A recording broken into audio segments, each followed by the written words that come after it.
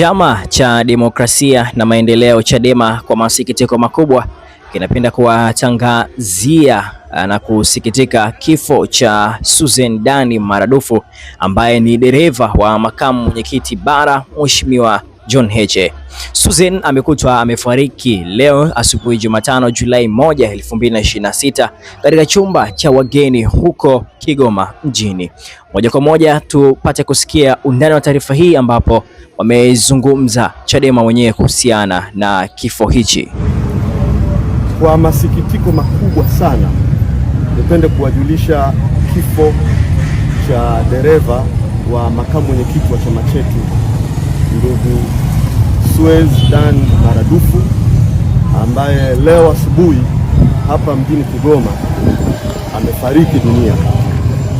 Ndugu Susan amekuwa dereva wa makamu mwenyekiti wa chama chetu bara Mheshimiwa John Heche kwa muda mrefu sana, na kifo chake kimetokea katika hoteli lodge aliyokuwa amefikia mapema leo asubuhi.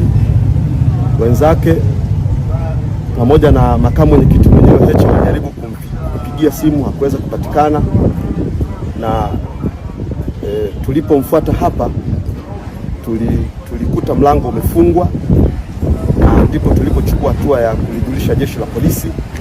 Wakafika hapa na mlango ulipovunjwa alikutwa mwili wake umeanguka chini pale mlangoni na damu ikiwa imetapakaa pale chini. Kwa hivyo hivi sasa mwili umepelekwa kwa ajili ya postmortem kufanya uchunguzi na kujua nini hasa kimetokea na kimesababisha kifo chake. Niwape pole sana familia ya ndugu Suez, pole kwa makamu mwenyekiti wa chama chetu, na amekuwa sehemu yetu katika safari na harakati zetu nyingi.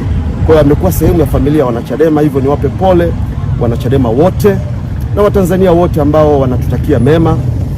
Na baada ya uchunguzi ambapo mawakili wetu Deo Mainila pamoja na Dickson Matata watakuwa sehemu ya mchakato huo wa postmortem, basi tutapata taarifa nyingine za ziada na kufahamu nini hasa kimetokea kwa dereva wa makamu mwenyekiti wa chama chetu ndugu Suez.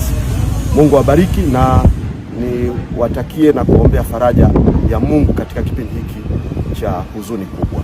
Asanteni sana.